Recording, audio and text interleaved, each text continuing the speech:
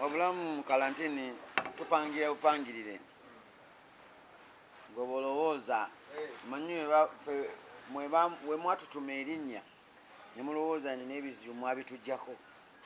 Kalantini eno bannange, kalantini yo buli omu wali agikaaba, teyawula munene teyawula mutono, buli omu emutulugunya bubwe, kubanga si bwa lubuto lunene nti aba akkuse, gw'olabanga akkuse naye ng'ate enjala ennuma.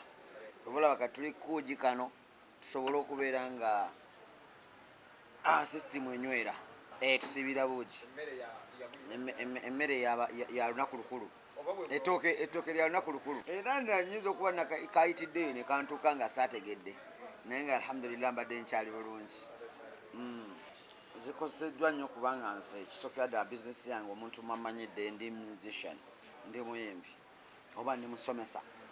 Era njagala nakutuuka ku kino ekigambo kya honorable ani wekitiibwa speaker oba president waffe omulungi asobole okutusaako eriiso ejjogi nga ffe ba artist abavuddeyo ne tusensitizing ekirwadde, naffe batutunulemu nga bwe batunulidde ba MP okubeera nga bawukadde abiri bwe tuwulira, naffe batuzeemu amaanyi kuba tuli basomesa. Nteekayo oluyimba lwange muntu nasobola odduwulira eggwanga lyonna, kitegeera n'amanya nti Haruna nina miliyoni ezindi emabega ezigoberera kikyenkola. Bwe mbagamba nti nze okuba obulamu naba mu ngalo nga neeyambisa ebigambo bya pulezidenti byayogera nti naba mu ngalo, toyasimula, tewetakola nnyo, tewekwata mu maaso, bakiwulira mangu okusinga. Nze manyi nti MP ndabika nti musinga eddoboozi nandibadde ndowoozaako mangu, oba omuyimbi yenna nina eddoboozi erisobola okutuuka nga n'esente zo teziweddeewo. Balisose kuwa bayimbi, si bayimbi nti bonna, naye waliwo abalina abawagizi abangi, kitegeera. Kati olimba oluyimbye ne lutuuka ne ku international, olwange simanyi gye luli naye nga abantu beebaza bambi weebale. Naye lwaki gavumenti evaayo naffe netwebazaako netuzaamu amaanyi baleme tulowoleza. Simanyi industry eno eya music bagirowooza, naye nga tuli abasomesa abalimu ekyama, tuli abasomesa. Ndi muntu awulirirwa ensi yonna, eggwanga nti Hajji Haruna ayogedde ekintu bwe kiti, Hajji Haruna akoze bw'ati. Naffe batulowoozeeko bannange nga ba artist, baleme tutwala nti tuli bwe tutyo. Kyembadde nsaba abakulembeze baffe obuyimba obwo obuyibunga industry yaffe nene tekoma wano nga bw'ogiraba nti nga kano ka restaurant nene nnyo, era mmanyi n'eggwanga likimanyi lwakuba nti ffe corporate law we bagigira tebatuwa guidance, tebatuwa buyambi bumala, ekitegeera. Abakulembeze tukyabulamu okubeera organized, ndowooza kye naligambye, naye nga tuli banene nnyo. Abayimbi kigatta abantu, ba artist kigatta ebintu bingi. Mwe muli abayimbi nga ffe ba vocalist, mwe muli kwegamba nyinza kyogera ntya nti tebusobola kutumala, ate sagala ngambe nti nsaba, naye tebusobola kumala baki bayimbi. Nze nina sitiika yange, nina sitiika, naye nga waliwo ataata abatayina.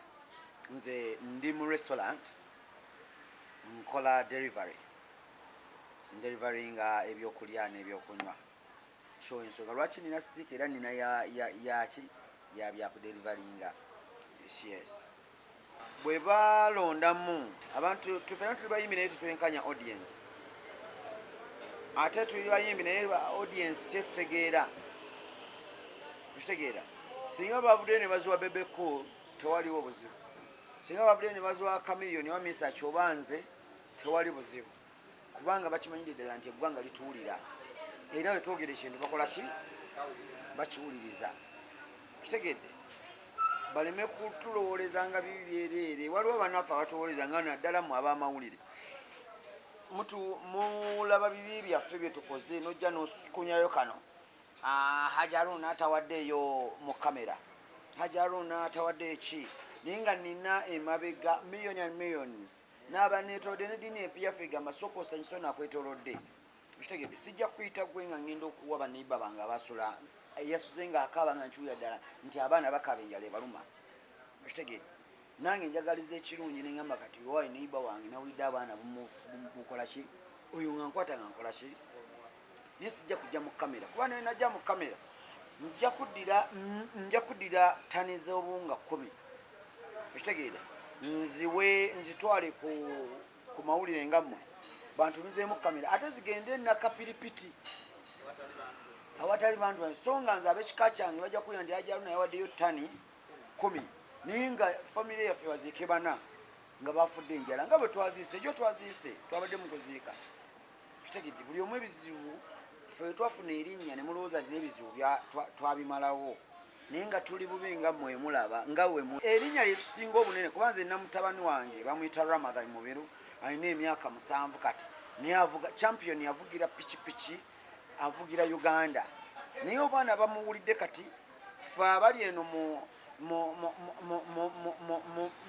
abanoonyereza abali mu 40s tukola ki tumuwulira n'abali mu 10 bamuwulira ate n'obwana obuto buli mu 2 mukola ki kati bo bamanyi nti kati mugagga naye ng'akyasoma ne fiizi oluusi zibula okitegedde so kakati baleme kulowooza nti we twafuna erinnya n'ebizibu twabizingako erinnya liddene naye bannange tuli buwinga mmwe tukaba kyekimu tulina banyinaffe abatalina we basuula tulina bannanaffe abatalina we bye balya tuinga tufuna bufunye ensonyi nogabaye nkubiraani mama fine yatera okuyamba ate nga naye ajagamba naye erinnya aliwulira awulira ddene jagamba mwanyinaza abadde ki okitegedde kyasimanyi nti oba indasitule yaffe yakwegulumiza nti oli wafuna erinnya manyi omuyimbi waliwo abayimbi ngaoli wafuna erinnya abanga musirikale wafuna erinnya alabanga Uganda yiye wafuna erinnya alabanga tajja kugambwako alabanga gwa mulinaanyi owa wansi nedda bannange ati nkiro kitutiza ku level yennyini entuufu tutegedde ani azitowa eri munne ani atakola ki president yagambye nti empisa kati eno ekirwadde kizze ekirungi kijja n'ekibi naye discipline mu bantu okitegedde kyenyinza okugamba abanyimbi kye balina okuyiga mu mbeera eno nti ffenna tukyali kyenkanyi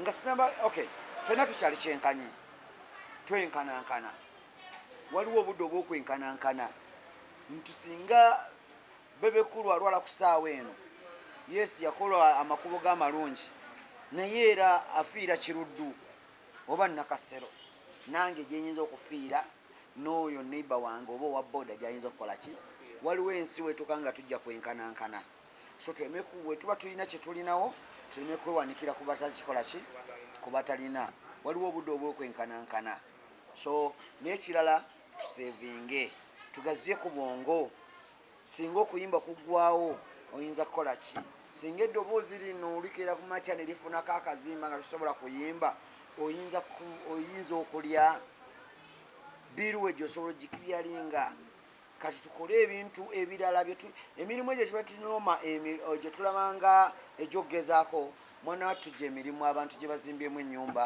gye baweereriddemu abaana kubanga abantu bonna ensi yonna si nnyimbi so abayimbi tusevinge tugaziye emirimu tonyuma musisi wa chapati kubanga nze wano kati H&M ekigiyimirizaawo kati chapati abantu tebakyalya chapati zezisobola okusulawo n'enkeera naye gwe osanga omusisi wa chapati n'ogamba oyamanyira ani gundi so omulabanga yakola ensobi okusika chapati so tetunyuma mirimu tiyalamula ekisiibo Allah yasasula abasiibi Mungu yamanya obuzito bwakyo ekisiibo yakyesigaliza amanya n'eddoboozi Hajji Haruna Mubiru okuva wano ku H&M Foods emakindi mbakakasa mbagaliza ekisiibo ekirungi omusiraamu olina kweyisa otya mu kisiibo omusiraamu tya nnyo Allah yitiriza okusonyiwa yitiriza okusaddaaka siibulula abasiibi n'okubeera nga oweyisiza ddala ng'omuntu omusiraamu ali mu kisiibo bw'alina okukola ki okweyisa mwebale nnyo mbagaza Ramadhan entuufu ennungi assalamu alaikum warahmatullahi wabarakatuh okusiibulula nga tuba tusaba pulezidenti w'eggwanga atuyambe atunuuliremu kubanga nga tetubodde nga tukoze eki naye tusaba atuyambe wakiri yali twongeddeyo n'atusaba akiri ku ssaawa ng'emu abasiraamu abo baloonye ekyokulya. Waliwo abantu abatalina busobozi yadde nga ye bw'anaaba neezigula capati ate talina za mafuta, bw'anaaba neezigula capati talina za nsawo y'amanda. So kakati bw'anaaba nga atuyambye bajja kusobola okujja wano okwekyandemu baguleyo capati nga bamaze okusibuka bagende ewaka. Waliwo atalina nsawo isene za nsawo ya ttooke naye nga yataleka nagaa kati omwezi guno ngenda kutereka emyezi emitwalo egi nga buli lunaku ndya capati egi naye nga nja kutambulawo, nja kusobola ginoonya wonna weeri njigule. Naye nga capati eyo ate okuva waali 12 awo emu aba wabweru ng'ate abo bakukwata kafiyu. So tubadde tusaba atugondezeemu mukama waffe His Excellency tusaasire tutulolemu ng'abayisiraamu sinafekka. Waliwo abalina embeera ng'eyo nga nawe naffe si basiraamu naye nga byenneetaaga nabo beetaaga. Omanyiwo kano nawe nkakopi era mpulira agirawa kayitiremu banange mwenna ensi yonna njagaliza Ramadhan ennungi. Allah atugondeze atugiremu ebibi ebigirimu atusembereze nga buli omu amuwa omusobozi obusobola okubeera nga yeeyolera ku mpeera zino, kubanga guno omwezi ogujjako era nkimanyi nti byonna bigenda kuggwa ne bino bi lockdown tugenda bivaamu, ensi genda kutereera. Okitegedde buli omu ajja kuba n'akaseko ku matama singa tuyingira mu Ramadhan eno nga Allah akusobozesezza n'ogiyingira ng'okyali mulamu, kubanga guno omwezi yagwesigaliza, mwezi gwa kusaasira, mwezi yagwesasulira.